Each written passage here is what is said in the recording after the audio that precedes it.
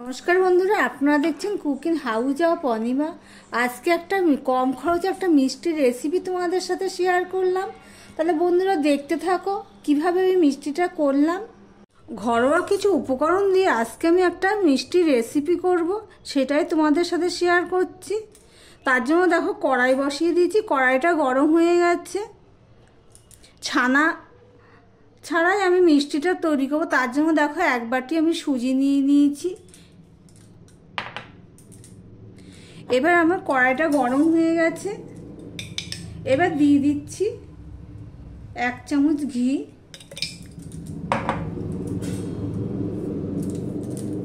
যারা ভিডিওটি দেখছো লাইক করে কন্টিনিউ করো। দেখো ঘিটা গলে গেছে, এবার আমি দিয়ে দিচ্ছি এই 1 বাটি সুজি। সুজিটা আমি ভালো করে ভাজতে থাকবো যতক্ষণ না সুজি থেকে কাঁচা গন্ধটা চলে যায়। আমি 1 চিমটি নুন দিয়ে দিচ্ছি, দেখতেই পাচ্ছ। নুনটা দিলে কি হবে, মিষ্টির ব্যালেন্সটা দারুণ হয়, সেজন্য একটু নুন দিয়ে দিলাম। সাথে দিয়ে দিলাম এলাচের দানার গুঁড়ো, এটা আমি ঘরেই করে নিয়েছি হামল দিস্তাতে।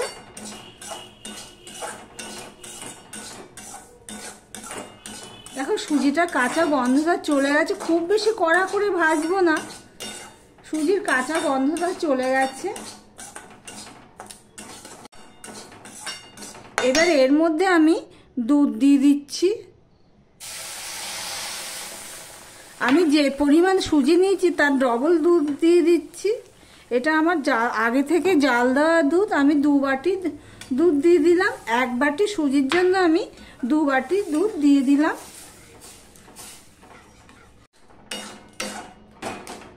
দেখো সম্পূর্ণটা আমার মাখানো হয়েছে। গ্যাসের ফ্লেমটা আমি লো টু মিডিয়ামে দিয়েছি। এবার আমি এটা কড়াইয়ের মধ্যে ভালো করে মেখে নিচ্ছি, দেখতেই পাচ্ছ। বন্ধুরা এখানে একটা টিপস, প্রথমে আমি ঘিটা মেল্ট হয়ে যাওয়ার পরে সারা কড়াইতে লাগিয়ে দিয়েছিলাম, যার জন্য দেখো আমার ডোটা আমার কড়াইতে খুব একটা লাগছে না। ডোটা আমার রেডি হয়ে গেছে। এবার আমি একটা পাত্রে এটা আমি নিয়ে নেব। গ্যাসটা আমি অফ করে দিলাম, দিয়ে এই থালাতে আমি নিয়ে নিচ্ছি। দেখো বন্ধুরা আমি এই থালাতে নিয়ে নিয়েছি।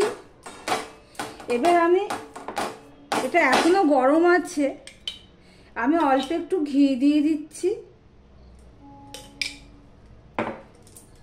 ঘি দিয়ে হাতে সয় মতন গরম অবস্থাতে এটা ভালো করে আমি মেখে নেব। এই পর্যন্ত যারা ভিডিওটি দেখছো প্লিজ একটা লাইক করে দিও। আর যারা নতুন বন্ধু ভিডিওটি দেখছো এখনো পর্যন্ত সাবস্ক্রাইব করোনি, তাদেরকে বলবো চ্যানেলটি সাবস্ক্রাইব করে পাশে থাকার জন্য। দেখো বন্ধুরা ঠান্ডা হয়ে গেছে,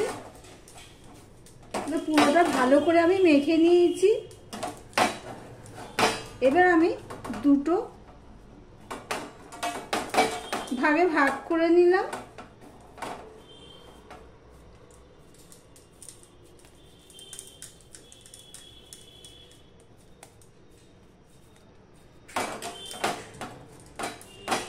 আমি হাত দিয়ে আর বেলনা চাকি নিলাম না, হাত দিয়েই এটা হয়ে যাচ্ছে, দেখতেই পাচ্ছ। এইভাবে স্প্রেড করে নিচ্ছি আমি।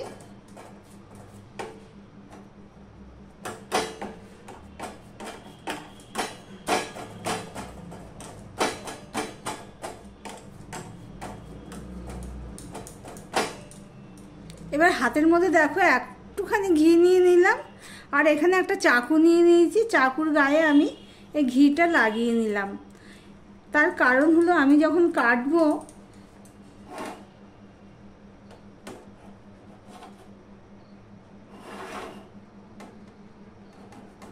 দেখো চাকুর গায়ে আর লাগছে না।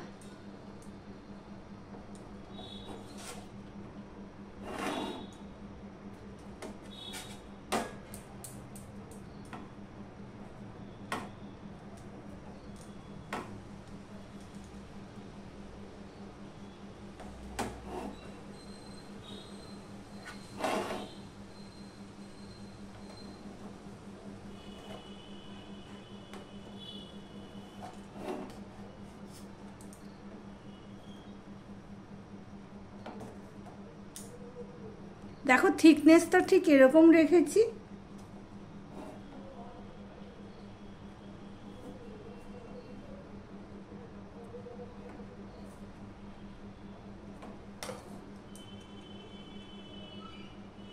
এইভাবে আমি এটাও করে নেব। দেখো বন্ধুরা, সমস্ত সুজির মিষ্টিগুলো আমি রেডি করে নিয়েছি, দেখতেই পাচ্ছ।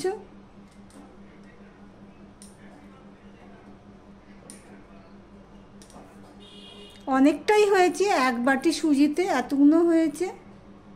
দেখো গ্যাসটা অন করে আমি একটা স্টিলের সসপ্যান বসিয়ে দিয়েছি।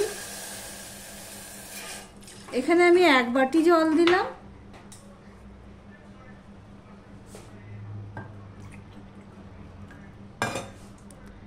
আমি দেখো 2 বাটি জল দিয়ে দিলাম। আমি দেখো এখানে 1 বাটি চিনি দিয়ে দিলাম।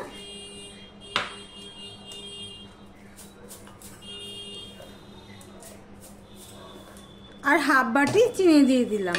তাহলে আমি 2 বাটি জলের সাথে আমি 1.5 বাটি চিনি দিয়ে দিলাম। এবার চিনিটা আমি জাল দিতে থাকবো। এর মধ্যে নকুলদানাও কিছু পড়ে গেছে।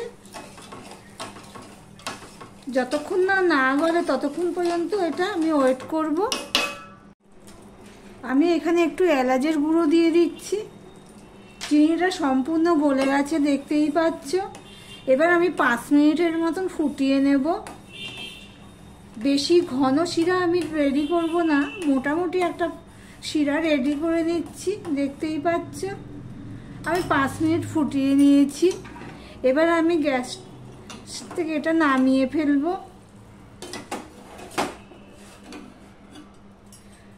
বসিয়ে দিলাম একটা কড়াই।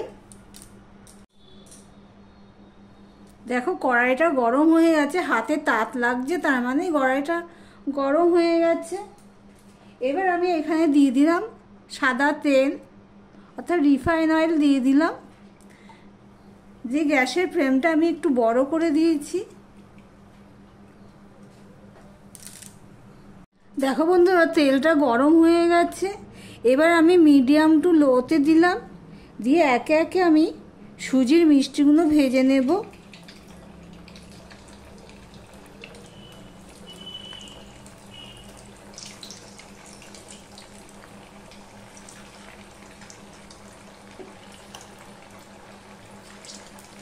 যাতে একটার সাথে একটা গায়ে না লাগে, সেই জন্য একটুখানি আমি